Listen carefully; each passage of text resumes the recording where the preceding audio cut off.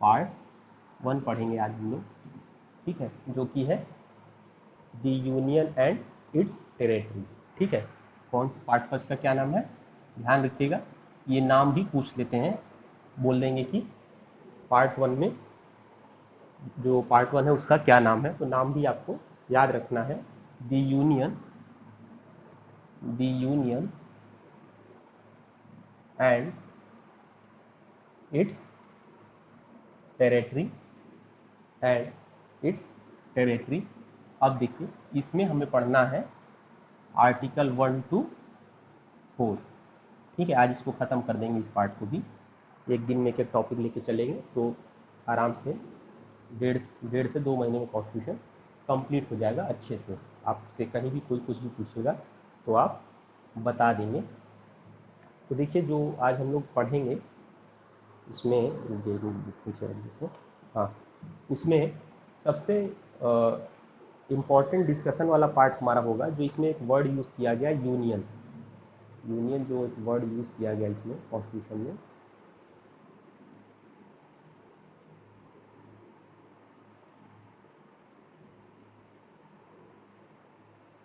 ठीक है, फिर से एक बार, तो जो पार्ट 1 हम लोग पढ़ेंगे उसका नाम है the union and it's territory. तो जो रोज़ हम पढ़ते हैं उसकी एक छोटी सी साइनॉप्सिस हमारे पास होती है, मेरे पढ़ाने का यही तरीका भी है, जो लोग पढ़ चुके हैं पहले भी। तो एक तो पहली चीज़, आर्टिकल 1 से 4 तक रीड भी करेंगे एक एक आर्टिकल, और हर आर्टिकल के एक एक पार्ट को समझने की कोशिश करेंगे। तो इसमें जो पहली चीज़ पढ़ेंगे, ऑब्वियस सी बात है आर्टिकल फर्स्ट ही पढ़ेंगे, मगर उसमें हम जो वर्ड यूज़ किया गया यूनियन, उस यूनियन वर्ड पे डिस्कशन करेंगे कि इस यूनियन वर्ड का क्या मतलब है और फेडरेशन से ये कितना सिमिलर है। ठीक है, फेडरेशन वर्ड से ये कितना सिमिलर है, और फेडरेशन अगर डिफरेंस भी है तो उस फेडरेशन और यूनियन वर्ड में क्या डिफरेंस है, ये थोड़ा सा इस पे अम्बेडकर जी का जो व्यू होता है वो थोड़ा सा जानने की कोशिश करेंगे, क्योंकि ये वाला जो पॉइंट है ना, ये अक्सर इंटरव्यू में पूछा जाता है। ठीक है, लिखने को तो सब लोग आर्टिकल 1 याद कर लेते हैं, लिख देते हैं वहाँ पे, तो इंटरव्यू में आप इस पॉइंट पे फंस सकते हैं।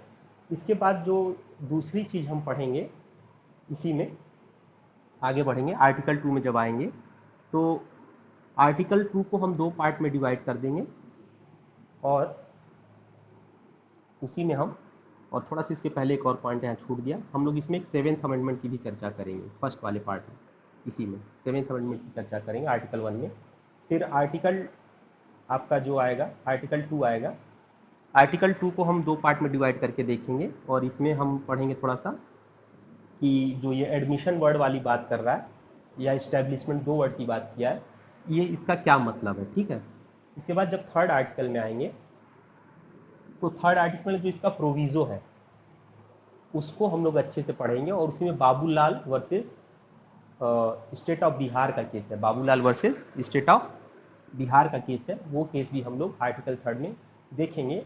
और उसके बाद उसी में आर्टिकल 3 में ही एक क्वेश्चन को भी समझने की कोशिश करेंगे कि जब जो आर्टिकल 3 का पार्ट सी है आप देखेंगे, उसमें क्या है आप देखेंगे, diminishing the area of any state, जो उसमें सी वाला पार्ट है आर्टिकल 3 का, या सब आर्टिकल सी कह लीजिए, तो उसमें एक डिमिनिश वर्ड लिखा है, मतलब एरिया को घटाने वाली बात हो रही है। तो क्या इसका मतलब कि हम अपनी टेरिटरी को फॉरेन स्टेट को भी दे सकते हैं, तो इस पे भी हम चर्चा करेंगे। और इसी पे री बेरूवरी का केस है, और री बेरूवरी के केस के बाद एक और केस होगा, देखिए उसका नाम मैं भूल रहा हूँ, एक मिनट रुक जाइए।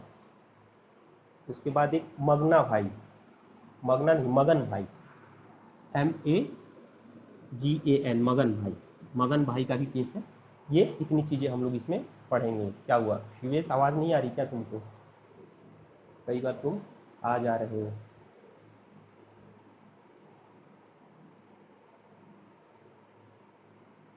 नेटवर्क इशू है, देखिए जिनको नेटवर्क इशू है अब उसके लिए तो कुछ कर नहीं सकते हैं, ठीक है, बाकी जिनके लिए नहीं है वो उड़ के फिर से ज्वाइन कर लेंगे। अगर आवाज़ कम आ रही है तो आप लोग क्या करेंगे कि नेटवर्क को फिर से ज्वाइन करेंगे छोड़ के, क्योंकि यहाँ 4G कनेक्शन है। हाँ, अगर सबको दिक्कत हो रही तो तुरंत सारे लोग एक साथ मैसेज करिए, क्योंकि ब्लूटूथ डिवाइस है तो मे बी ये छोड़ से कनेक्शन छोड़ दे, एक बार क्लास में हो चुका है, ठीक है। अब आ जाते हैं वापस से आर्टिकल फर्स्ट। देखिए आप लोग एक बार इसको रीड करेंगे और उसके बाद इस पर हम लोग डिस्कस करेंगे। आर्टिकल फर्स्ट देखिए, article first, name and territory of the union, name and territory of the union India that is Bharat shall be a union of state. India that is Bharat shall be a union of state. ये सीधी सीधी बोल रहा है कि ये जो union of state है, ये जो आप टेरिटरी देख रहे हैं, यूनियन ऑफ स्टेट देख रहे हैं, इंडिया का मैप आप लोग कुछ ऐसा होता है, ठीक है, ऐसा कुछ मान लीजिए, ठीक है। ये जो आप टेरिटरी देख रहे हैं, यूनियन ऑफ स्टेट जो देख रहे हैं, वो किस नाम से जाना जाता है? वो इंडिया नाम से जाना जाता है, जिसको हम भारत भी कहते हैं। इसको ऐसे समझिए, ये आर्टिकल ये कहना चाहता है कि जो यूनियन ऑफ स्टेट है वो इंडिया के नाम से जाना जाता है, जिसको हम भारत कहते हैं। अब इसमें जो वर्ड यूज किया गया है यूनियन ऑफ स्टेट, इसका क्या मतलब है? इस वर्ड का क्या मतलब है? तो जब कॉन्स्टिट्यूएंट असेंबली की डिबेट चल रही थी, तो उस कॉन्स्टिट्यूएंट असेंबली की डिबेट में असेंबली ने ये बोला कि यूनियन वर्ड को फेडरेशन न समझा जाए। इसको अगर हम फेडरेशन, इस यूनियन वर्ड को फेडरेशन न समझा जाए, अगर हम इसको फेडरेशन मानेंगे तो इससे हमें कई नुकसान भी हो सकता है। तो ये सिमिलर नहीं है किसके? फेडरेशन वर्ड के, ठीक है। अब इस पे अंबेडकर जी क्या बोलते हैं? अंबेडकर जी ये बोलते हैं कि इसको फेडरेशन न मानने के दो फायदे हैं। मतलब इसको दो फायदे ऐसे कहिए कि इसको फेडरेशन न मानने के लिए दो वजह है हमारे पास। दो वजह में पहली वजह उन्होंने क्या बताई थी कि जो इंडिया है वो किसी एग्रीमेंट की वजह से एग्जिस्टेंस में नहीं आया है, like the United state of America. जो यूएसए है, यूनाइटेड स्टेट ऑफ अमेरिका है, उनका क्या है कि वो ढेर सारे छोटे छोटे इंडिपेंडेंट स्टेट थे जिन्होंने आपस में एग्रीमेंट किया और एग्रीमेंट करके अपने आप को एज अ कंट्री कि हम लोग अंदर से आपस में तो हम लोग क्या होंगे? फ्री होंगे, अंदर से सोवरिन होंगे, मगर बाहर वालों के लिए हमें कंट्री होंगे, ठीक है। तो इन्होंने आपस में एग्रीमेंट करके एक अपना स्टेट बनाया था, जिसको आज हम लोग यूनाइटेड स्टेट ऑफ अमेरिका के नाम से जानते हैं। मगर इंडिया के केस में ऐसा नहीं है। हमारे जो स्टेट है वो इंडिया के पार्ट इसलिए नहीं है कि हम लोग एग्रीमेंट करके एक फेडरेशन बनाए हैं, नहीं। हम लोग शुरू से ही, कश्मीर से लेकर कन्याकुमारी तक शुरू से ही हम लोग एक पार्ट में रहे हैं। पहला पॉइंट ये बताया था अम्बेडकर जी ने कि we are not exist today because of any agreement. किसी एग्रीमेंट की वजह से हम एग्जिस्टेंस में नहीं है, हम लोग एक ही हैं।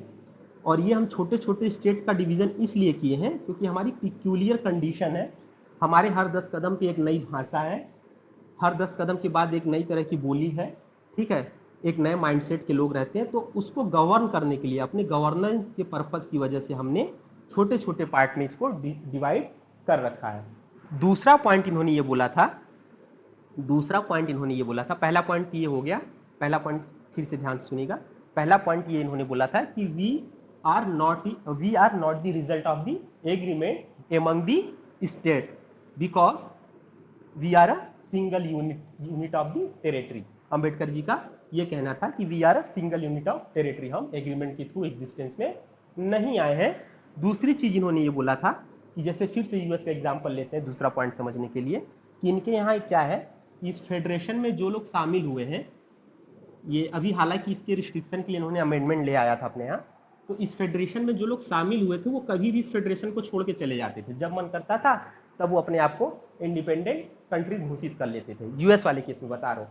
बट इंडिया के केस में क्या है कि हमारे यहाँ जो स्टेट है they are not free to leave the federation या union, they are not free to they are not free to leave the union. वो यूनियन को ऐसे छोड़ के नहीं जा सकते हैं, वो यूनियन के ही पार्ट रहेंगे। They don't have right to cease from the federation. दूसरा पॉइंट क्या है, the state don't have right to cease from the federation. बात समझ गए? पहला पॉइंट क्या बोला था कि union of India is not result of agreement like USA, union of India is not result like not a result of agreement like USA. और दूसरा पॉइंट क्या बोला था कि state don't have right to leave the या seize the union. ठीक है, बात समझे? ये यूनियन वर्ड हमारा फेडरेशन से कितना अलग है। इस पे कोई डाउट? इस पॉइंट को समझ गए कि नहीं? यूनियन वर्ड को ये आप लिखने को लिख सकते हैं, ठीक है, एग्जाम में भी अगर पूछता है ऐसे क्वेश्चन। दूसरी चीज, इंटरव्यू में ये बहुत ग्रिल करने के लिए यूज करते हैं, बहुत ग्रिल करते हैं लोगों को, और ये बेसिक सी चीज नहीं पता होती और उनकी जो मेहनत है प्री से मेंस तक की वो खराब हो जाती है just because of this single point. ठीक है, इसको हटा देते हैं, वैसे ये समझाने के लिए है। अब यहाँ से तो आपको डिक्टेट कर सकते हैं, बोर्ड पे तो लिख नहीं सकते कोई चीज़, तो समझने के लिए आप लोग इस बोर्ड का यूज़ करते हैं। कोई क्वेश्चन क्वेरी होगी तो आप लोग उसको व्हाट्सअप करा करिए आराम से, फिर नेक्स्ट डे हम उस पर चर्चा कर लेंगे, ठीक है? क्योंकि लाइव किसी चीज़ का आंसर दे पाना थोड़ा सा मुश्किल होता है। ठीक है, अब आगे इसी में बढ़ते हैं। आगे में अब तो वर्ड यूनियन ऑफ स्टेट तो हम समझ गए कि ये किस कॉन्टेक्स्ट में बात करता है, यूनियन ऑफ स्टेट। ठीक है, अब आगे पढ़ते हैं कि यूनियन ऑफ स्टेट है क्या, ये पता चलेगा और अच्छे से। देखिए, the state and the territories there of shall be as specified in first schedule. The state and the territories there of shall be specified in first schedule. ये सीधे ये कह रहा है कि आप फर्स्ट शेड्यूल को देखिए। आप जब फर्स्ट शेड्यूल को देखेंगे तो उसमें नाम दिया हुआ है स्टेट्स के प्लस यूनियन टेरिटरीज के। अब देखिए, स्टेट और यूनियन टेरिटरी दोनों वर्ड को मैं समझाने की कोशिश करता हूँ, हालांकि अगर आप लॉ स्टूडेंट हो तो इसका बेसिक तो आपको पता ही होगा। जैसे यूपी स्टेट है, ठीक है, यूपी स्टेट है, एमपी स्टेट है, महाराष्ट्र स्टेट है, और अगर आप देखिए जम्मू कश्मीर लेटेस्ट बना है, ये यूनियन टेरिटरी है। दिल्ली, ये भी यूनियन टेरिटरी है। पांडुचेरी यूनियन टेरिटरी है। ये सब अभी प्रेजेंट टाइम में हमारे पास टोटल 9 यूनियन टेरिटरीज हैं और 28 स्टेट हैं। अभी इस पे और बात करेंगे। देखिए, स्टेट में क्या होता है कि स्टेट के अपना एक सीएम होता है, ठीक है, और इसके भी ऊपर एक गवर्नर होता है जिसको प्रेसिडेंट अपॉइंट करता है। ठीक है, अब ऐसे देखिए तो गवर्नर नॉमिनल हेड हो जाता है और जो रियल हेड होता है वो सीएम होता है। इसके लिए आप थोड़ा सा केस लॉ को रेफर करेंगे। कॉन्स्टिट्यूशन के हिसाब से देखेंगे तो गवर्नर के पास बहुत पावर होती है, थोड़ा सा इसको डाइल्यूट किया सुप्रीम कोर्ट ने, ये जब हम पढ़ाएंगे इस पर चर्चा करेंगे। दूसरा, जो यूनियन टेरिटरीज होता है, जो इसका हेड होता है एक तरह से, वो कौन होता है? वो प्रेसिडेंट होता है। ठीक है, वो प्रेसिडेंट होता है, मगर प्रेसिडेंट क्या करता है कि इनके लिए एग्जीक्यूटिव हेड अपॉइंट करता है, एग्जीक्यूटिव हेड अपॉइंट करता है यूनियन टेरिटरीज के लिए। जैसे आपके दिल्ली में लेफ्टिनेंट गवर्नर है, पांडिचेरी में लेफ्टिनेंट गवर्नर है, ठीक है, तो इनका हेड प्रेसिडेंट हो जाता है और इनका हेड गवर्नर हो जाता है। बात समझ गए? और ये ज़्यादा फ्री होते हैं, मतलब फ्री इन द सेंस मतलब यूनियन से तो ज़्यादा पावर नहीं होगी, क्योंकि हम लोग शुरू में ही पढ़ चुके हैं कि जो हमारी फेडरेशन है, या कह लीजिए ये जो हमारा यूनियन ऑफ स्टेट है, इसमें कॉन्स्टिट्यूशन ने एक स्ट्रॉन्ग सेंट्रल की बात की है। सेंट्रल गवर्नमेंट ज़्यादा स्ट्रांग होगी। हालांकि थोड़ा बहुत फेडरल फीचर, थोड़ा बहुत क्या, हमारे पास फेडरल फीचर है, और अम्बेडकर जी बोलते भी हैं कि हम लोग फेडरल कॉन्स्टिट्यूशन है, but nevertheless nonetheless उन्होंने ये भी बोला था कि जो हमारा ये फेडरेशन है वो ज़्यादा पावर किसको दे रहा है? सेंट्रल गवर्नमेंट को ज़्यादा पावर देता है। ठीक है, हम लोग इस पर चर्चा भी किए थे, तो ध्यान रखिएगा। स्टेट 7 शेड्यूल के हिसाब से अगर देखें तो स्टेट के पास थोड़ी सी ज़्यादा स्वामित्व होती है अपने लिए, और यूनियन टेरिटरीज प्रेसिडेंट के अंदर होती है। तो यहाँ पे जो लेजिस्लेचर होता है, इनका लेजिस्लेचर जो होता है, जैसे कुछ यूनियन टेरिटरीज की अपनी लेजिस्लेचर होती हैं, जैसे जम्मू कश्मीर में लेजिस्लेचर है, दिल्ली में लेजिस्लेचर है, ठीक है, मगर कुछ में लेजिस्लेचर नहीं होते हैं। ठीक, तो जहाँ जहाँ लेजिस्लेचर है उनके पास थोड़ा और पावर है। और स्टेट में क्या है? स्टेट में एक तरह से ये जो सीएम होता है, या सीएम ही लीजिए, गवर्नर को मत लीजिए क्योंकि नॉमिनल हेड है, जो सीएम होता है इसके पास बहुत ज़्यादा पावर होती है। ठीक है, और यूनियन टेरिटरीज में कहीं कहीं सीएम नहीं होते हैं, ठीक है, कुछ ही यूनियन टेरिटरीज में है। ठीक है, अब आगे बढ़ते हैं। जहाँ पे लेजिस्लेचर होगा वहाँ सीएम होगा, जहाँ नहीं है वहाँ नहीं होगा। ठीक है, फिर से इस वाले पार्ट को फिर से पढ़ते हैं। देखिए, the state and the territories thereof shall be specified in the first schedule. तो ये बता रहा है कि फर्स्ट शेड्यूल में आप देखेंगे तो वहाँ पे स्पेसिफाई किया गया है स्टेट कौन कौन से हैं और यूनियन टेरिटरीज कौन कौन सी हैं। ठीक है, अब स्टेट आप देखेंगे वहाँ पे तो 28 के अब प्रेजेंट टाइम में जे एंड के की स्टेटहुड ले ली गई थी Jammu and Kashmir recognition act 2019 से। जे एंड के, ये याद रखिएगा किस एक्ट से ली गई थी, रिकॉग्निशन एक्ट 2019 से ले ली गई थी और इसको दो पार्ट में डिवाइड करके यूटी में कन्वर्ट कर दिया गया था, यूनियन टेरिटरी में। तो जो यूनियन टेरिटरी पहले 7 थी अब 9 हो गई और जो स्टेट पहले 29 था वो एक कम होकर 28 हो गया। ठीक है, 29 तेलंगाना बना था, ध्यान रखिएगा, याद रखिएगा आप लोग। ठीक है, अब आगे बढ़ें इसमें। और जो अब आगे देखते हैं, आप देखिए ये आपका इसी पॉइंट में जो आपका सेकंड वाला है, the state and the territories there of shall be specified in the first schedule. अब देखिए इसके ऊपर एक मार्क बना होगा, ऐसे 3 2 कुछ भी लिखा होगा, नंबरिंग की होगी, मतलब इसका अमेंडमेंट किया गया है। तो आप देखिए इसको 7th अमेंडमेंट से अमेंड किया गया। 7th अमेंडमेंट के बाद इसको अमेंड किया गया, मतलब इसको याद रखना है आपको, इसलिए मैं बता रहा हूँ। 7th अमेंडमेंट से इसको अमेंड किया गया है। 7th अमेंडमेंट से पहले जो फर्स्ट शेड्यूल था उसमें 4 कैटेगरी दी हुई थी, ए बी सी डी। उसमें 4 कैटेगरी दी हुई थी। ये पॉइंट 2 वाली बात कर रहा हूँ। 7th अमेंडमेंट से पहले फर्स्ट शेड्यूल में 4 कैटेगरी दी हुई थी और इन चारों कैटेगरी में स्टेट को रखा गया था अलग अलग। कुछ स्टेट इसमें रखे गए थे, कुछ इसमें, शायद इसमें 8 या 9 थे, इसमें 8 थे, तो ऐसे अलग अलग। अब ये इंपॉर्टेंट नहीं है कि कितने कौन सी कैटेगरी में कितने स्टेट थे, ये इंपॉर्टेंट है कि ये 4 कैटेगरी में डिवाइड था, 4 पार्ट में डिवाइड था और उसमें स्टेट को रखे गए थे। फिर 7th अमेंडमेंट लाया गया और इस पूरे कैटेगराइजेशन को क्या कर दिया गया, रिमूव कर दिया गया। बाय 7th अमेंडमेंट इस कैटेगराइजेशन को रिमूव कर दिया गया और रिमूव करके सिंपली 2 पार्ट में डिवाइड कर दिया गया, एक स्टेट दूसरा यूनियन टेरिटरी। समझ गए इस बात को? कोई डाउट? इस बात को समझे कि नहीं, 7th अमेंडमेंट वाली बात?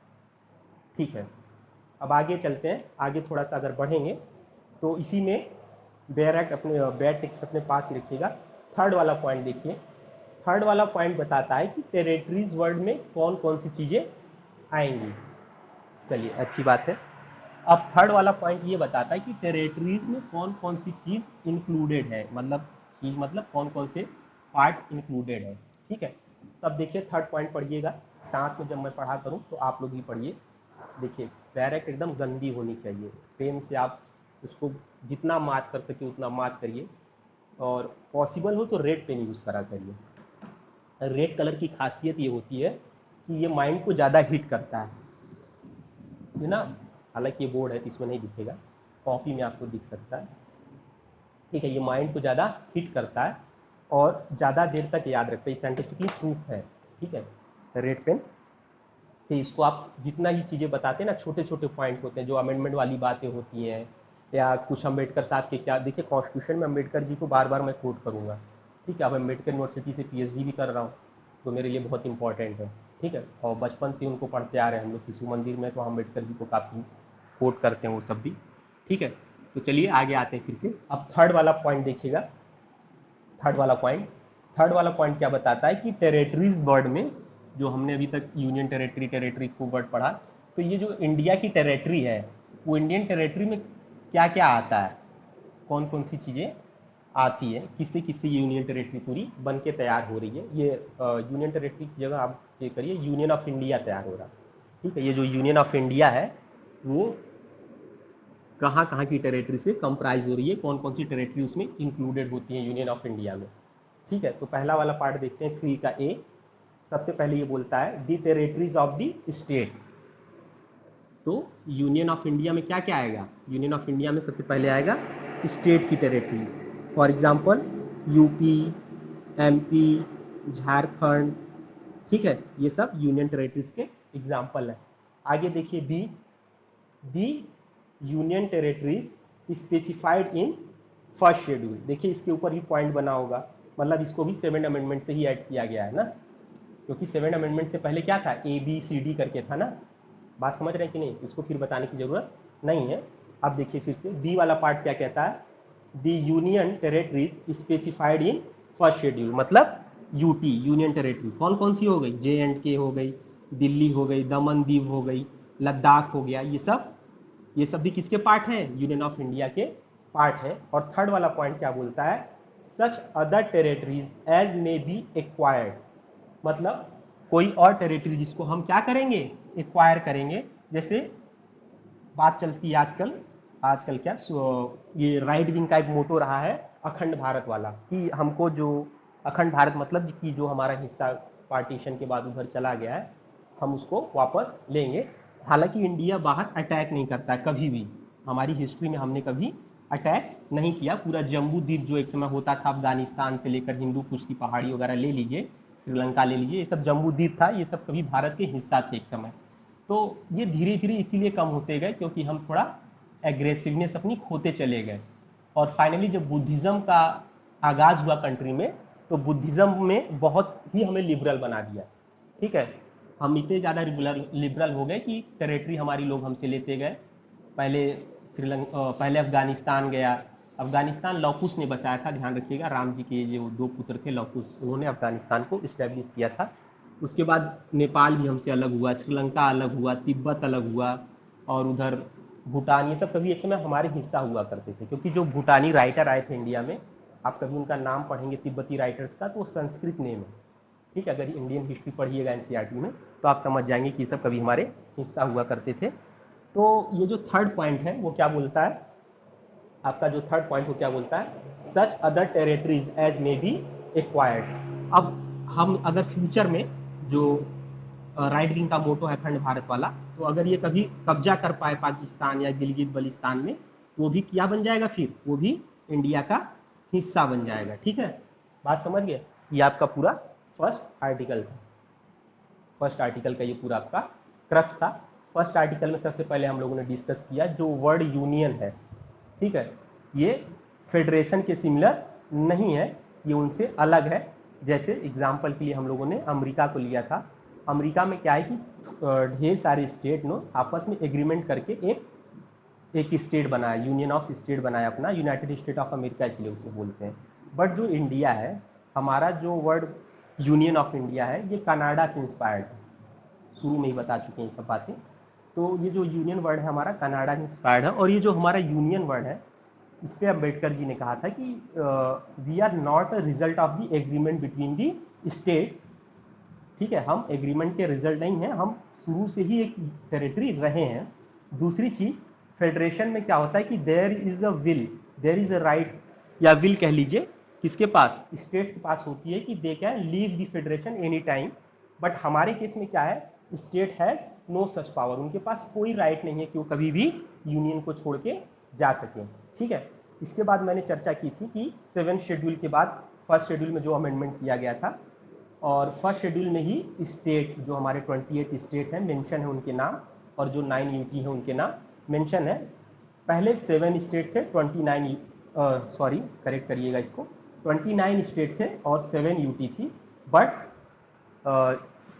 Recognition act, J&K recognition act 2019, J&K recognition act 2019 से यूनियन टेरिटरी बना दिया गया, जम्मू कश्मीर को अलग, लद्दाख को अलग, और स्टेट हुड इसकी ले ली गई। तो अब 28 स्टेट बचे हमारे पास, 28 स्टेट बचे और 9 यूटी बन गई। ठीक है, अब आगे इसके मैंने बताया था कि जो the territory of India word use किया है, द टेरिटरी ऑफ इंडिया मतलब यूनियन ऑफ इंडिया, पूरे इंडिया की टेरिटरी में कौन कौन से पार्ट आएंगे। तो उसमें ये बताता है कि जो 28 स्टेट हैं वो सारे इंडिया के पार्ट हैं, ये जो 9 यूटी हैं वो इंडिया के पार्ट है। और फ्यूचर में हम अगर कभी इन हम फ्यूचर हम अगर किसी टेरिटरी को सीज करते हैं, जीतते हैं, तो वो भी इंडिया का पार्ट बन जाएगा। ओके, आर्टिकल 1 क्लियर है, आर्टिकल 1 ठीक है, इसको हटा देता हूं फिर मैं।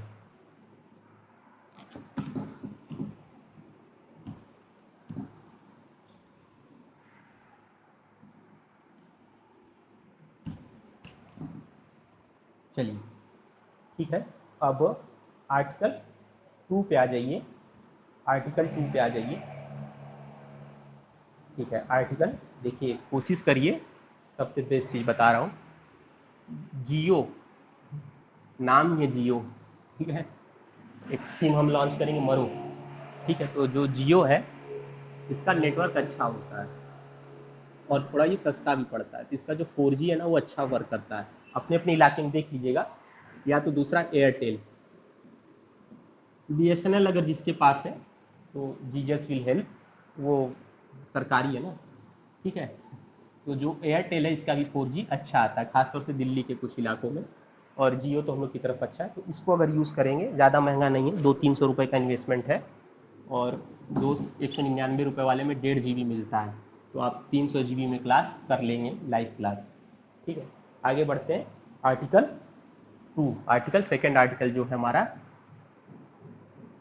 इसको डिस्कस करते हैं, ठीक है। इसमें कुछ ज़्यादा नहीं है, बहुत थोड़ा सा पॉइंट है इसमें बताना, बाकी ये सबसे छोटा, सबसे इजी कह लीजिए, पूरे कॉन्स्टिट्यूशन का सबसे छोटा आर्टिकल है ये, ठीक है। इसको पढ़िए पढ़िए, ठीक है।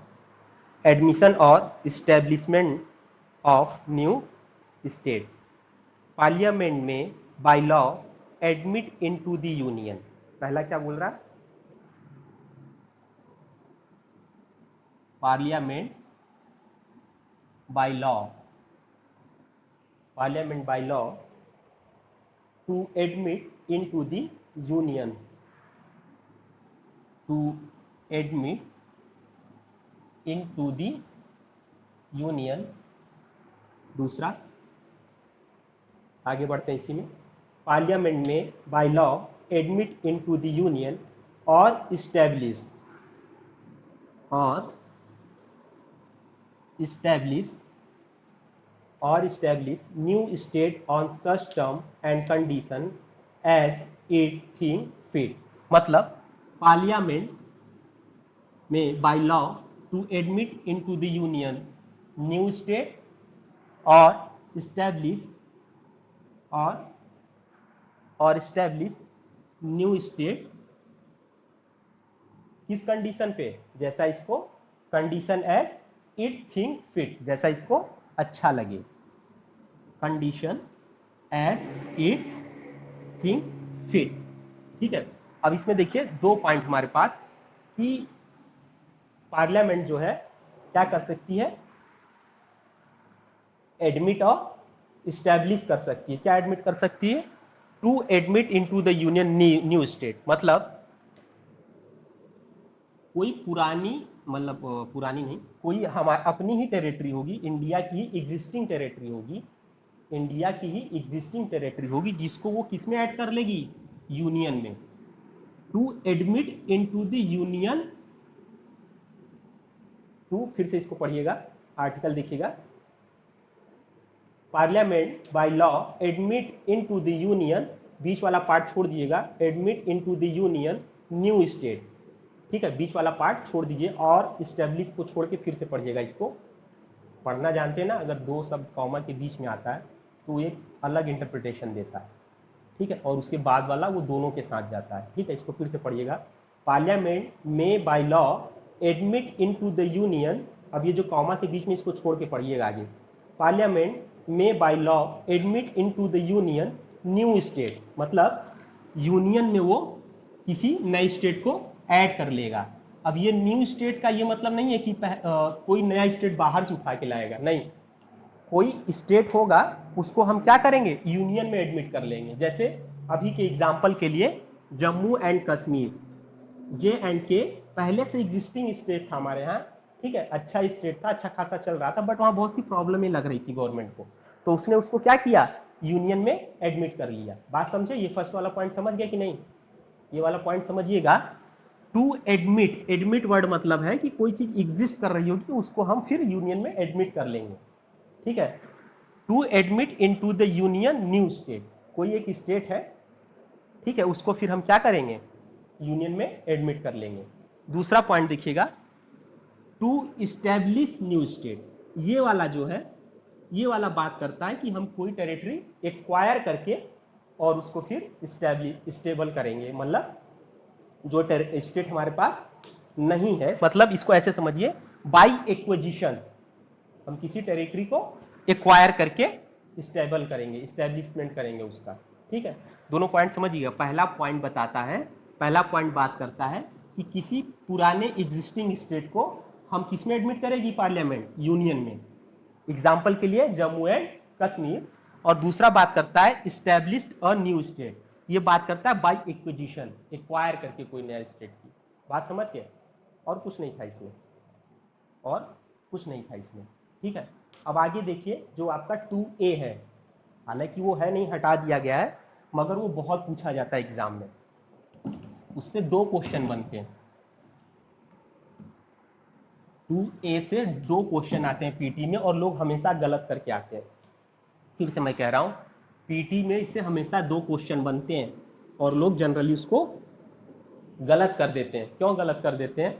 देखिए 2A देखिए, Sikkim to be associated with the union. ठीक है, अब आगे देखिए, repealed by the constitution 36 amendment. Repeal मतलब आर्टिकल 2A को कब रिपील किया गया था, या किस अमेंडमेंट से रिपील किया गया था। हमेशा ध्यान रखिएगा, रिपील की बात करेगा या एबोलिशमेंट की बात करेगा, कब रिपील किया गया था, किस अमेंडमेंट से रिपील किया गया था, तो हमेशा ध्यान रखिएगा उसमें लिखा हुआ है repealed by the 36 amendment act 1975। ठीक है, 36 ही है, 36 अमेंडमेंट 1975 से रिपील किया गया था। और अगर पूछा जाए कि कब इसको ऐड किया गया था यूनियन में, या एसोसिएट किया गया था यूनियन से, तो याद रखिएगा 35th अमेंडमेंट से। देखिए एकदम शुरू में ही अगर आपके पास बेयर एक्ट होगी तो उस पर नंबरिंग की होगी, inserted by constitutional 35th amendment 1974। Insert कब किया गया था इसको, कब इसको कॉन्स्टिट्यूशन में डाला गया था, तो 35th अमेंडमेंट से डाला गया था 1974 में। अब लोग इन दोनों को मिक्स कर देते हैं। ठीक है, कई बार उल्टा 36 मार्क कर देते हैं, तो 35 कई बार मार्क कर देते हैं। तो ध्यान रखिएगा, जब भी पूछा जाएगा इसको इंसर्ट कब किया गया था या एसोसिएट कब किया गया था, तो 35th अमेंडमेंट से किया गया था। और कब रिपील किया गया था, 36 से रिपील किया गया था। बात समझ गए? बात समझ गए ना? बहुत बढ़िया। अब आ जाइए, अब आ जाइए थर्ड आर्टिकल पे। इसी पे हम लोग को आज का समय काटना है। समय काटना क्या मतलब, ये थोड़ा लंबा सा है, इतना भी लंबा नहीं है, 10 मिनट लेगा ये भी। ठीक है, तो इसको क्लीन कर देते हैं, बोर्ड को क्लीन कर देते हैं। ठीक है,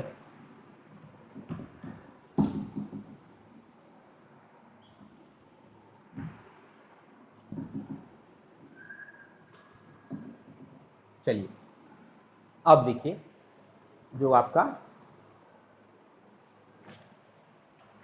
आर्टिकल 3 है। आर्टिकल 3 का बात करता है formation of a new state and alteration of area, boundaries और name of the existing state. मतलब आर्टिकल 3 ऐसे समझिए, आर्टिकल 3 पार्लियामेंट की एकदम स्वीट पावर है, इसमें किसी का कोई इंटरफेरेंस नहीं है। और ये पार्लियामेंट की पावर होती है कि ये कभी भी किसी स्टेट को क्या करे, अपने हिसाब से तोड़ मरोड़ सकती है। उसका 2 पार्ट कर दे, उसका 1 पार्ट कर दे, उसको यूनियन में मिला दे, यूनियन से हटा दे, किसी स्टेट का नाम बदल दे, उसकी बाउंड्री कम कर दे।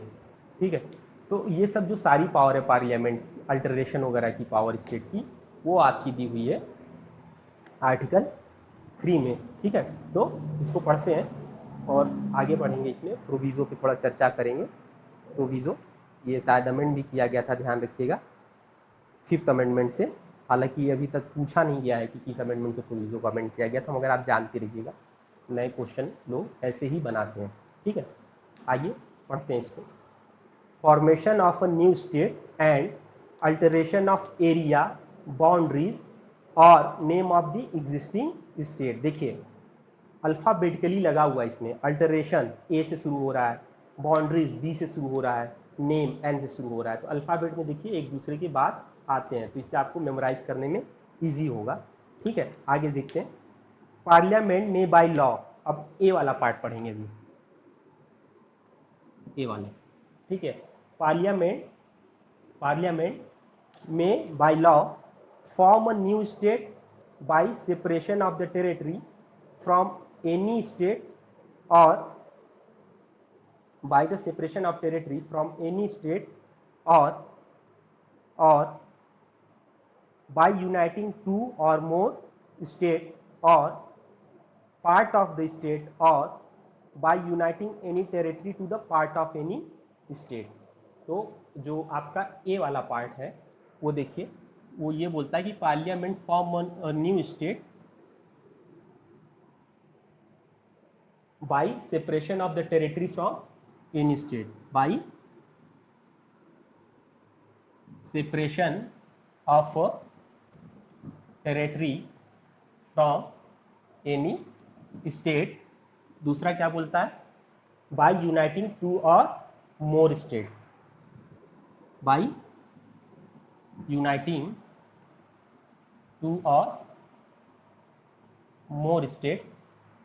तीसरा इसी में क्या बोलता है ए वाला, by uniting any part of states, by uniting any part of state. और चौथा क्या बोलता है, by uniting any territory to, by uniting any territory to a part of any state, by uniting any territory to part of state. अब इसको explain करेंगे, परेशान मत होइएगा। और जो क्या कहते हैं, और भी कुछ है इसमें कि चार की रुक जाए, फिर से मुझे पढ़ने दीजिए एक बार।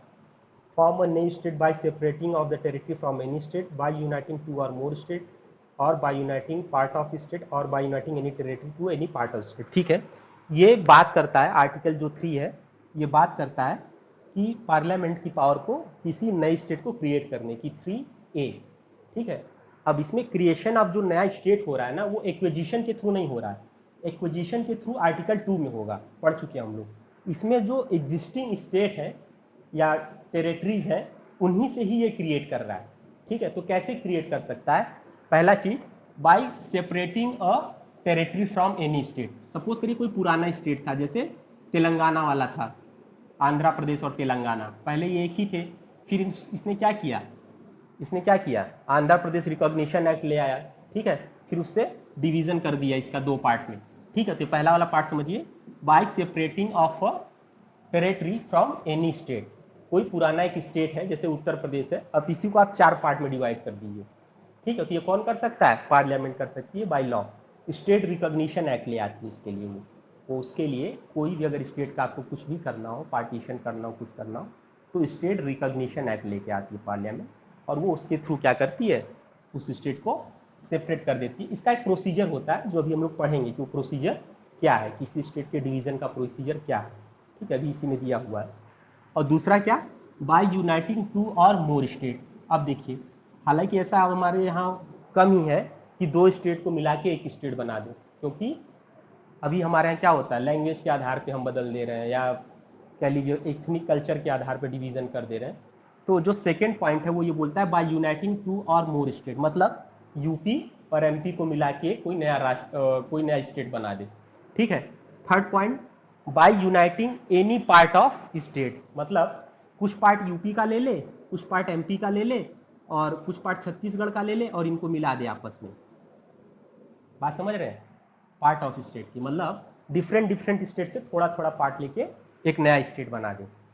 ठीक है, by uniting any part of state, state के थोड़े थोड़े पार्ट लेके, या एक ही स्टेट के 2 पार्ट ले ले, वो इसमें आ जाएगा। खैर, by uniting any part of state, तो डिफरेंट स्टेट के थोड़े थोड़े पार्ट लेके एक नया स्टेट बना दे। ठीक है, अब देखिए, by uniting any territory to part of state, by uniting any territory to part of state. कोई एक पूरा उत्तर प्रदेश है और एक थोड़ा सा हिस्सा छत्तीसगढ़ का लेके मिला के फिर एक नया राष्ट्र बना दिया जाए, एक हिस्सा लेके छत्तीसगढ़ का एक नया राज्य फिर से बना दिया जाए। ठीक है, by uniting any territory to part of state, part word use किया है, तो कोई एक टेरिटरी है, कोई एक स्टेट है या यूनियन टेरिटरी ही है, और किसी से पार्ट लेके उसमें ऐड करके एक नया टेरिटरी बना दिया जाए। बात समझ गया। ये वाला पार्ट समझ गए ना, इसको ए को 4 पार्ट में डिवाइड कर दिया था मैंने ताकि आप समझ सकें। ठीक है, इसको हटा दे रहा हूँ मैं, हटा दे रहा हूँ इसको। आई होप आप लोग साथ में लिख ले रहे होंगे। ठीक है, चालाकी कूट कूट के भरी होती है स्टूडेंट में, स्क्रीनशॉट ले ही ले रहे होंगे अगर नहीं लिख रहे होंगे तो। ठीक है, फिर उसको कम ज़्यादा करके देखते रहेंगे। मैं थोड़ा इसमें कोशिश करता हूँ, थोड़ा इन कम हो गया तो ये था। अब इसके बाद देखिए बी वाला पार्ट, बी इसी का 3 का बी। एक मिनट रुक जाइए।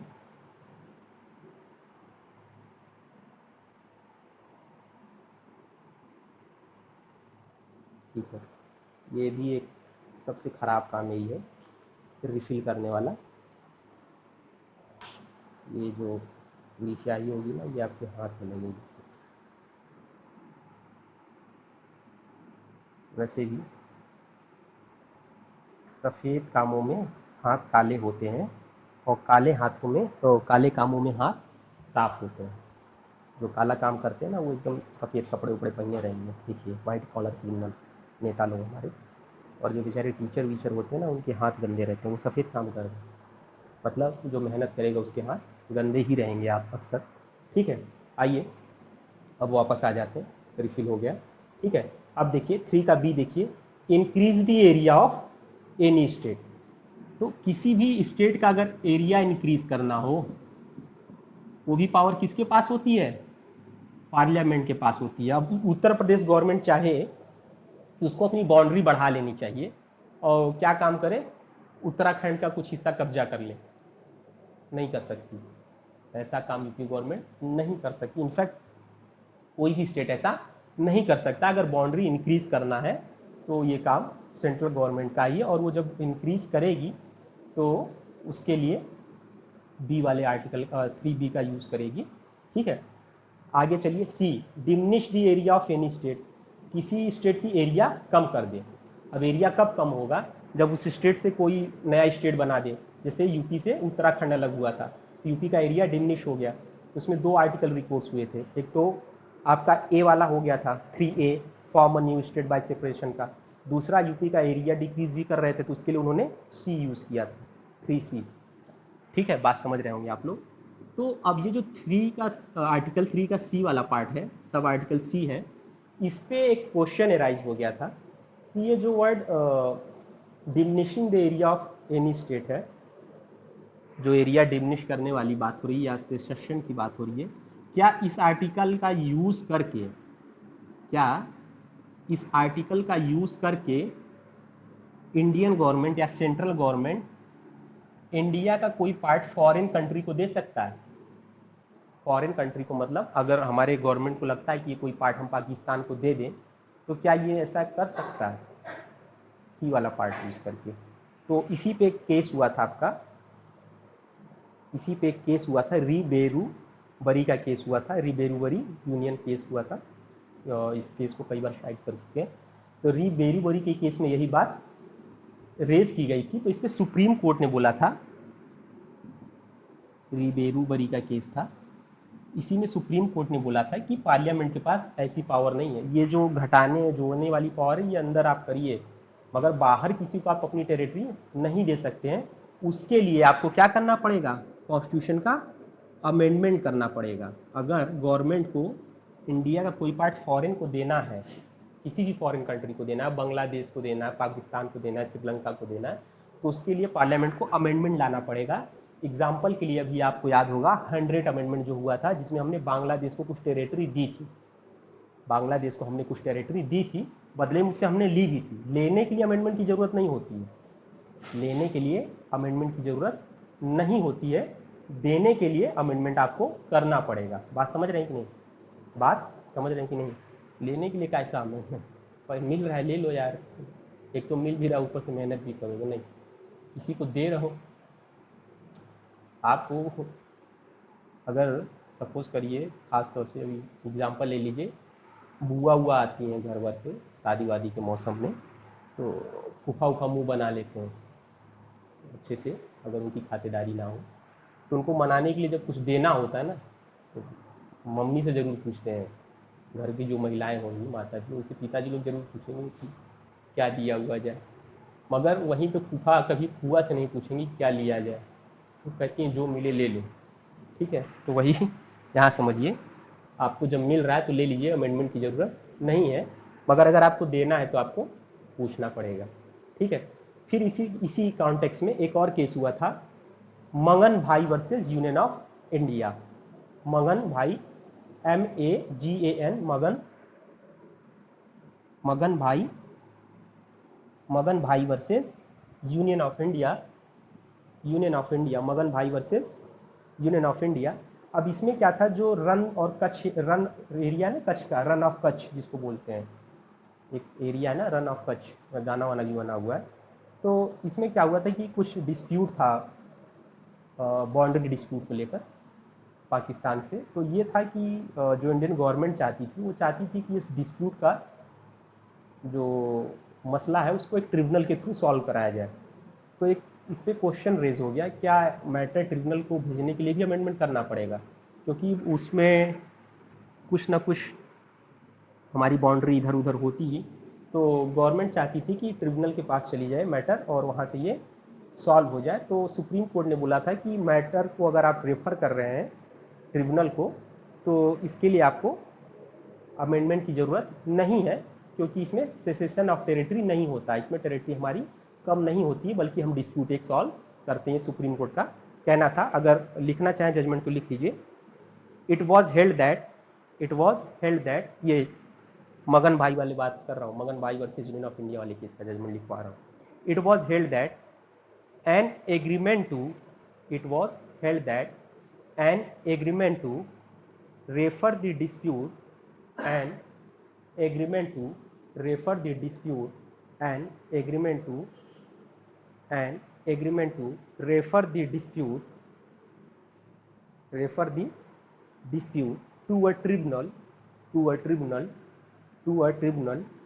did not amount to secession of territory to a foreign country, to a foreign country, FOREIGN, to a foreign country, and hence an amendment of the constitution was, hence an amendment of the constitution was not necessary for its implementation,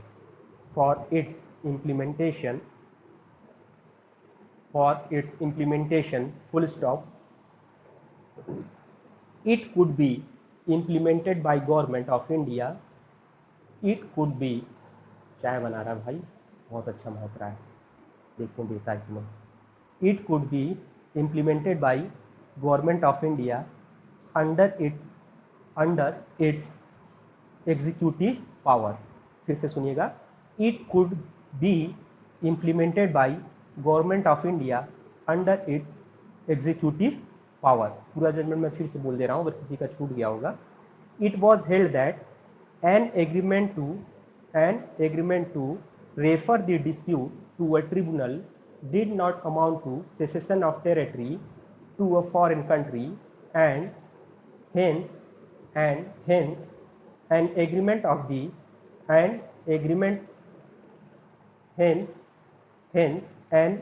इसको correct करिएगा, and hence an amendment of the constitution was not necessary for its implementation, full stop.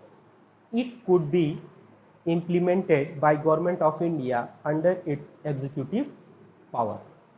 ठीक है, ये समझ गए सी वाला part. ठीक है, मगर ध्यान रखिएगा, यहीं पे एक और पार्ट ध्यान रखिएगा, मैं बताया था फिर भी अगर इंक्लूड कर रहे हैं तो अमेंडमेंट की ज़रूरत नहीं है। अमेंडमेंट कहाँ है, 368 में है। ठीक है, पढ़ेंगे हम लोग बाद में। अब वापस आ जाते हैं डी वाले पॉइंट पे, alter the diminish the area of any state, alter the boundaries of any state, D वाला पार्ट। तो अगर बाउंड्री को भी अल्टर करना है, अल्टरेशन में कुछ भी हो सकता है, घटा भी सकती है, बढ़ा भी सकती है।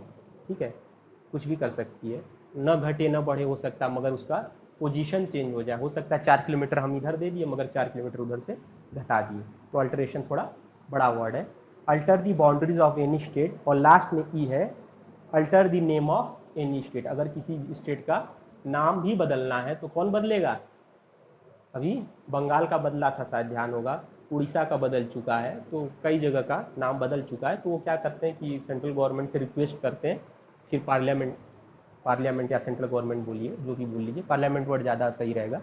वो पार्लियामेंट से रिक्वेस्ट करते हैं और फिर पार्लियामेंट वहाँ से क्या करती है, बाई लॉज को अमेंड कर देती है। ये तो हमने पूरी चीज़ें पढ़ी कि ये सारी पावर किसके पास है, पार्लियामेंट के पास पावर है। मगर इस पावर को एक्सरसाइज करने का प्रोसीजर क्या है? क्या पार्लियामेंट का जब मन करेगा तभी नाम बदल दे, किसी का कुछ भी कर दे? आप रात को सो रहे हैं, सुबह उठें देखें सब कुछ बदला हुआ है। तो इसके लिए जो प्रोसीजर है वो आपका जो प्रोविज़ो है उसमें दिया हुआ है, ठीक है, जो आपका प्रोविज़ो है उसमें दिया हुआ है, उसको देख लेते हैं कहाँ चला गया। एक तो आप लोग के लिए जो एक पेज लिख के ले आते हैं ये उड़ जाता है कई बार, ठीक है। तो आगे देखते हैं, ये मिल गया प्रोवाइडेड दैट। अब ये जो प्रोवाइडेड दैट वाला पार्ट है ना, ये प्रोसीजर है पूरा, ठीक है। ये प्रोसीजर की बात कर रहा है कि किस प्रोसीजर का फॉलोअप करेगी पार्लियामेंट, ठीक है। पढ़ते हैं इसको। Provided that no bill for the purpose shall be introduced in either house of the parliament except on the recommendation of the president and unless where the proposal contained in the bill affect the area boundaries or name of the any state, the bill has been referred of the president to the legislature of that state for expressing its view thereon with such period as may be specified in the reference or within such further period as the president may allow and the period so specified or allowed has expired। फिर से इसको पढ़िएगा।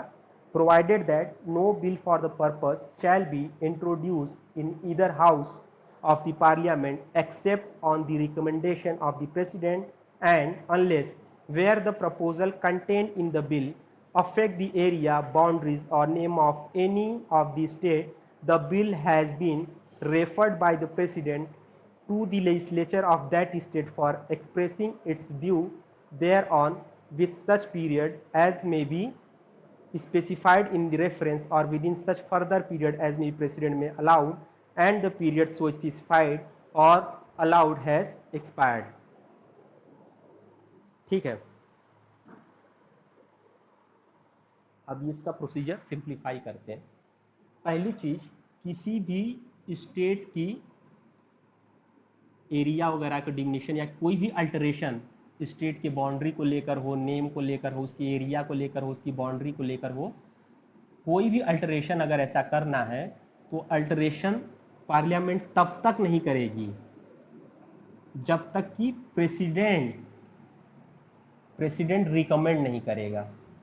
तो ऐसा कोई भी bill parliament में introduce नहीं होगा, ध्यान रखिए। पार्लियामेंट में ऐसा कोई भी बिल इंट्रोड्यूस नहीं होगा। बिल तभी इंट्रोड्यूस होगा जब उसको प्रेसिडेंट रिकमेंड करेगा। तो हमारे यहाँ जानते हैं आप लोग, प्रेसिडेंट किसकी बात मानता है? काउंसिल ऑफ मिनिस्टर की, पीएम की। काउंसिल ऑफ मिनिस्टर तो बस एक कहने को होता है, हमारे यहाँ पीएम ही सब कुछ, वो जो कहता है वही काउंसिल ऑफ मिनिस्टर करती है। नेहरू के समय में भी यही था, मोदी के समय में भी यही है, ठीक है। तो वापस आ जाते हैं। तो इसका प्रोसीजर ये है कि प्रेसिडेंट क्या करेगी, रिकमेंड करेगी इस बिल को, और वो रिकमेंडेशन करने से पहले जो स्टेट है, जो कंसर्न स्टेट है, मतलब जिसका आप नाम वगैरह बदलने वाले हैं, जो कंसर्न स्टेट है उसके पास प्रपोजल भेजेगा कि कहेगा देखिए हम आपके स्टेट का नाम बदलना चाहते हैं या बाउंड्री बदलना चाहते हैं या पार्टीशन करना चाहते हैं। तो और कुछ टाइम देगा उस स्टेट को, सम टाइम अवार्ड करेगा कि कुछ समय आपके पास है, आप अपना व्यू हमें दीजिए, आप क्या चाहते हैं, आपका क्या व्यू है इस पर। तो वो स्टेट अपना व्यू देगा, उसके बाद प्रेसिडेंट रिकमेंड करेगा, फिर पार्लियामेंट में वो एज अ बिल आएगा और फिर वहाँ से पास होकर एक्ट बन जाएगा, और जो प्रेसिडेंट कह लीजिए या जो पार्लियामेंट करना चाहती है वो चीज़ हो जाएगा। तो यहाँ पे प्रॉब्लम एराइज हो गई। प्रॉब्लम ये एराइज हुई कि ये जो बात लिखी हुई है जो व्यू वाली बात है स्टेट की, कि प्रेसिडेंट भेजेगा कि स्टेट का क्या व्यू है इस पे। अगर स्टेट बोल देता है कि हम नहीं चाहते हमारे स्टेट का पार्टीशन हो, या बाउंड्री चेंज हो, या नाम में बदलाव हो, अगर स्टेट अपना निगेटिव व्यू दे देता है, तो ऐसे केस में क्या है, क्या पार्लियामेंट बाउंड होगी उसकी एडवाइस से, उसके सजेशन से? तो ये केस, ये जो पॉइंट है, ये क्वेश्चन है, वो आपका रेज हुआ था Babulal versus state of Bombay के केस में। ये जो मैटर है Babulal versus state of Bombay के केस में, 1960 का केस है, 1960 का, Babulal versus state of Bombay. Babulal, BABU Babu, LAL लाल, जो यूपी बिहार के होंगे लोग समझते होंगे लड़कों को कैसे बुलाया जाता है वहाँ। तो Babulal versus state of Bombay 1960, ठीक है, या 1960, इसमें यही क्वेश्चन रेज हुआ। और क्वेश्चन ये रेज हुआ कि क्या प्रेसिडेंट बाउंड होता है एडवाइस से, प्रेसिडेंट न करके पार्लियामेंट बोलते हैं हम लोग, क्या पार्लियामेंट बाउंड होगी? तो इस पे बाबूलाल के केस में कोर्ट ने बोला कि parliament will not bound by the advice of the state, it is the sweet will of the parliament to act under article 3 is a sweet will of the parliament. उसकी अपनी इच्छा है, आप चाहे निगेटिव एडवाइस करो,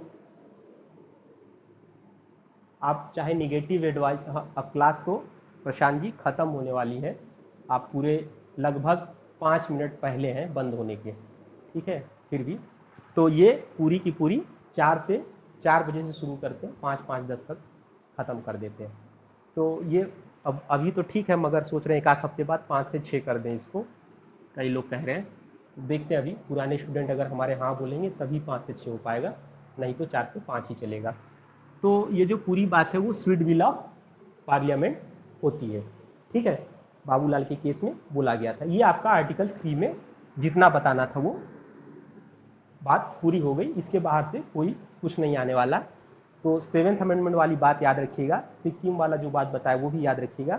अब जो article 4 है, आर्टिकल 4 आप बस इतना समझ लीजिए, ये बोलता है कि अगर कोई भी आप लॉ बनाते हैं अंडर आर्टिकल 2 या 3 में, अगर कोई भी चेंजेस किया जाता है, कौन सी पावर यूज़ करके, आर्टिकल 2 या 3 को यूज़ करके, तो उसके बाद आपको हमेशा चेंज करना, अमेंडमेंट करना पड़ेगा फर्स्ट शेड्यूल और 4th शेड्यूल में।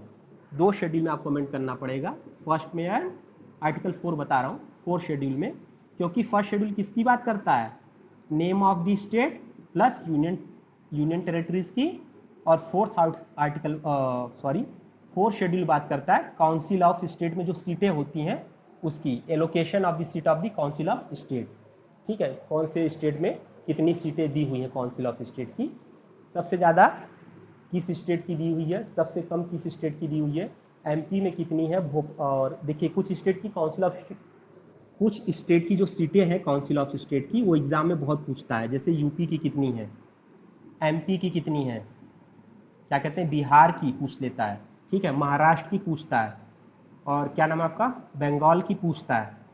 पहले पश्चिम बंगाल था, अब शायद सिर्फ बंगाल कर दिया गया है नाम को, ठीक है। तो इतने जगह की मैंडेटरी पूछता है, और आप जिस स्टेट का एग्जाम देने जाते हो वहाँ जरूर देखिएगा। तो आर्टिकल 4 ये कहता है कि कोई भी अमेंडमेंट अगर बनता है आर्टिकल 2 या 3 में, कोई भी बदलाव होते हैं उसका पावर यूज करके, तो आर्टिकल 4 कहता है कि आपको फर्स्ट एंड 4th शेड्यूल में भी बदलाव करने पड़ेंगे, आपको फर्स्ट एंड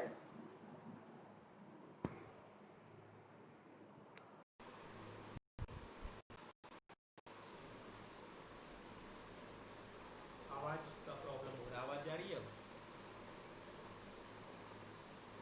आवाज जा रही है सीरियस।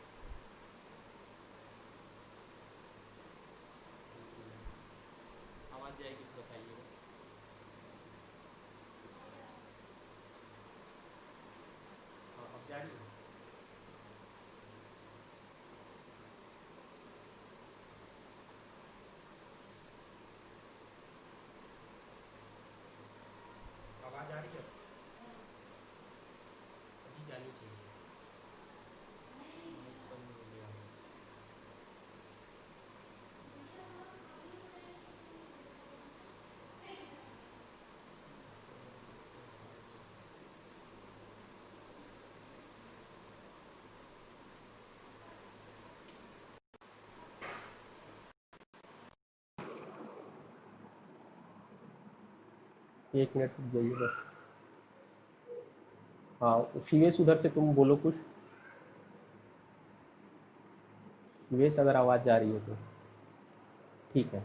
कब से नहीं आ रही थी आवाज़? कहाँ तक आवाज़ जा रही थी?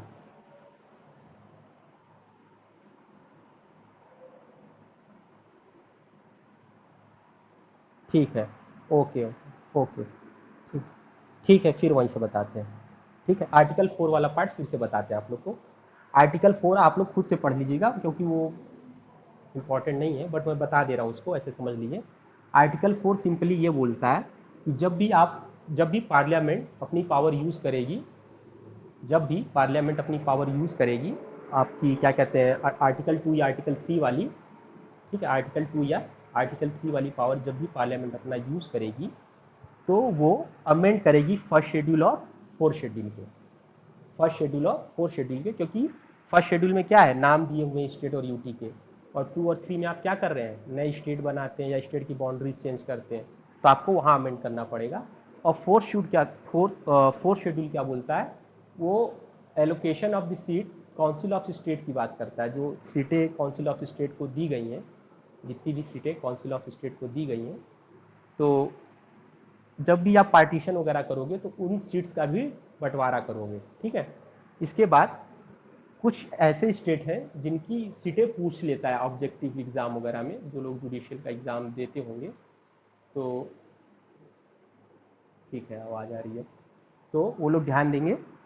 जैसे यूपी की सीटें पूछ लेता है कि यूपी में काउंसिल ऑफ स्टेट की कितनी सीटें हैं, एमपी में कितनी है, बिहार में कितनी है, बांग्लादेश की पूछ लेता है, बांग्लादेश कह रहा हूँ, बंगाल की पूछ लेता है, और एमपी की पूछ लेता है, ठीक है। इसके अलावा आप जिस जगह का एग्जाम देने जाएंगे, जिस भी स्टेट का देने जाएंगे, तो वहाँ का भी देख लेंगे कि वहाँ के काउंसिल ऑफ स्टेट में कितनी सीटें हैं। इसी के साथ एक और चीज़ देख लीजिएगा कि किस स्टेट में सबसे ज़्यादा है। ऑब्वियस सी बात है, यूपी में ही होगा, ठीक है, तो मगर देख जरूर लीजिएगा। ये हमारा आज का ये पूरा टॉपिक ख़त्म हो गया। कल ये जो सिटीजनशिप वाली बात है, यूपी में 31 है, ध्यान रखिएगा, और बंगाल में 16 है, आप लोग खुद देख लीजिएगा। एमपी में 11 है, गुजरात, आंध्र प्रदेश, एमपी, ये 3 मैच करते हैं, उसमें 11 है, ठीक है।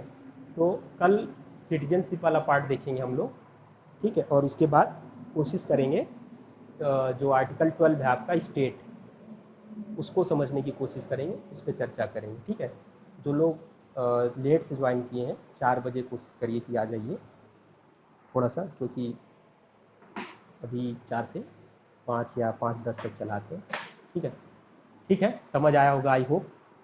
और छोटे में फिर समझ लेते हैं। आर्टिकल 1 हम लोगों ने चर्चा की थी यूनियन वर्ड पे, कि यूनियन वर्ड हम लोग क्यों यूज़ किए हैं, ये फेडरेशन से कितना अलग है, ठीक है। क्योंकि हम एग्रीमेंट का एक आउटकम नहीं है, हमने आपस में एग्रीमेंट नहीं किया है, हम शुरू से ही एक स्टेट रहे हैं, इंडिया एक पार्ट रहा है शुरू से ही, इसके स्टेट कभी अलग नहीं थे। दूसरी चीज़, फेडरेशन जो होता है उसमें राइट होता है स्टेट के पास कभी भी छोड़ के आने और जाने का, बट हमारे यहाँ स्टेट यूनियन को कभी नहीं छोड़ सकते, क्योंकि वो इंटीग्रल पार्ट है, हमेशा के लिए है, ठीक है। ये चीज़ बताया था आप लोग को। फिर उसके बाद थोड़ा 7 शेड्यूल वाली बात हुई थी कि 7 शेड्यूल से जो 7 शेड्यूल कर रहे हैं, 7 अमेंडमेंट से क्या चेंजेस किए गए थे, वो ABCD करके 4 तरह के डिवीज़न बने हुए थे फर्स्ट शेड्यूल में, जिसको 7 शेड्यूल से हटा दिया गया था। फिर आप लोग को बताया था कि यूनियन ऑफ इंडिया में कौन कौन सी टेरिटरीज आती हैं, तो यूनियन टेरिटरी आती है, स्टेट टेरिटरी आती है। फिर आर्टिकल 7 को 2 पार्ट में तोड़ के बताया गया था कि एक तो इस्टेब्लिशमेंट वाली बात थी, और एक आपकी एडमिशन वाली बात थी, ठीक है। उसके बाद आर्टिकल 3 में चर्चा हुई, फिर प्रोसीजर बताया आर्टिकल 3 वाला आपका, फिर बाबूलाल का केस था उसमें, और 3C पे चर्चा हुई थी कि जो सेसेशन ऑफ टेरिटरी है, फॉरेन स्टेट को देने वाली बात होती है, उस पर क्या पार्लियामेंट के पास एब्सोल्यूट पावर होती है, क्या वो फॉरेन स्टेट को अपनी टेरिटरी दे सकता है, तो उस पर भी बात हुई थी। तो उस पर जो बेरूबरी का केस था उस पर हुई थी, और मगन लाल ही शायद नाम था उनका, उस केस पे चर्चा हुई थी। फिर उसके बाद आपका 3 का प्रोसीजर क्या था, और इसमें Babulal versus state of Bombay 1960 वाला केस, याद रखिएगा, इंपॉर्टेंट केस है। और लास्ट में हमने आर्टिकल 4 को शॉर्ट में बताया था, आप लोग पढ़ लीजिएगा उसको एक बार, उसमें कुछ है नहीं, ठीक है। चलते हैं, शायद बहुत अच्छी महक रही है, बनाया है, दे नहीं रहा था। ठीक है, वेट कर रहा होगा। तो थैंक यू।